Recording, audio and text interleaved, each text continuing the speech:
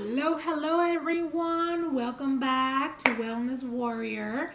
I'm super excited. Yay! We are on our seventh step. So it's our seventh episode.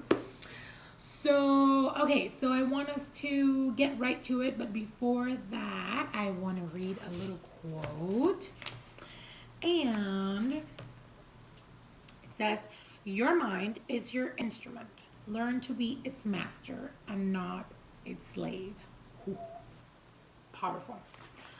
Honestly, our mind can be very tricky. And one of the things that I've learned is that we don't always have to believe everything it says. And so our thoughts are not very reliable. So it's okay to challenge them. And that way we are being its master and not a slave. Because for the most part, most people are the slaves of their mind. So, all right. So let's start with step number 7 from my book, The Self-Love Life. And one of the things that is important in our self-love journey is to take time to do something we love. I mean, let's be honest. When we were children, we had this passion of life and learning and growing and doing, and it was all about exploring those passions. And then the older we got, that faded. Think about it. When was the time in your life when you stopped exploring your passions?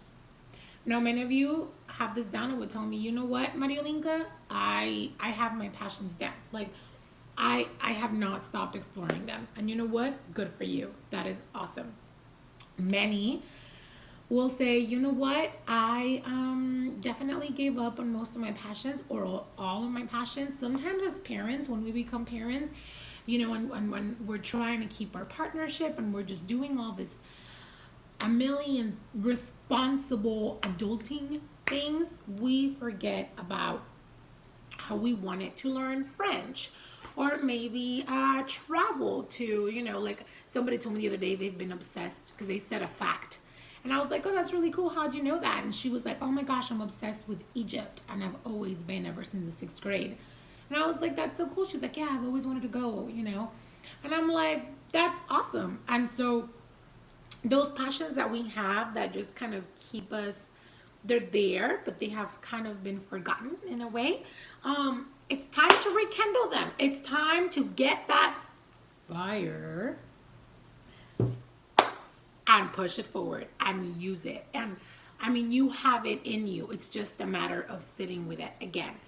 This year has been a lot of growth in that area because I went back to some passions that I'm very excited about. I'm just really excited. And so I'm gonna take up some of those passions, and they had been kind of set back and just on the back burner, and they were passions of mine in college, and so that I discovered back then. And so I'm very excited to do that. I also try to find my passions in my day to day and put them together with my son.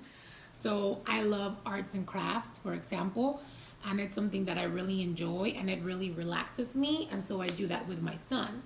And I love it. Like, it's something that I really appreciate, and it really does change my mood. And so a lot of the times we can do things we love, but include them into our life. This morning we went for a walk to the park. My body didn't want to, but my soul wanted to because that's one of my passions. And so we did it. And it's important to include our passions in our everyday life. Life is short, guys. And this week we had a death, and that it was a friend of ours that passed away. She was young. She was 28. And it really, really struck many nerves. Not only are we in pain for her loss, but also it makes you question, and it makes you really sit down and ponder and go, oh my gosh, life is short, and it can just disappear at whatever moment. Well, we can disappear at whatever moment we're done. I mean, it's over. This life will be over, and we have an expiration date, but we forget that. And I remember one of the books that I read many years ago was the first book that really changed my life. It was called Your Erroneous Zones by Wayne Dyer, and I was 19. I remember he said, look to your side, look to your shoulder.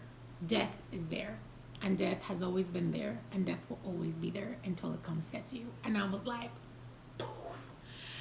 and that moment, those words stayed with me, and they have shaped a lot of my decisions in life. Thank God, because I keep remembering I have an expiration date, and I have the right to follow my dreams and my passions and what makes me happy and find joy, because why not?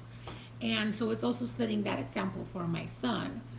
So anyway, just a huge part of really loving yourself is finding your passions and then going for them.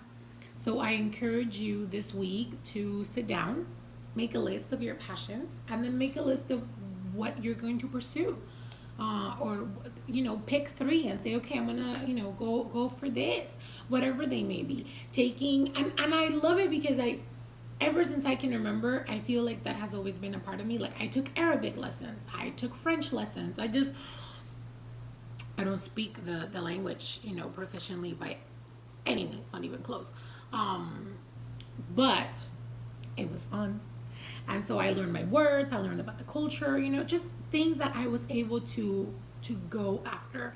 So I encourage you, send that email. Ask about a class, if you want to take a tango class, if you want to take a little short trip, explore something, like really go for that. Don't wait for a tragedy to wake you up. Don't wait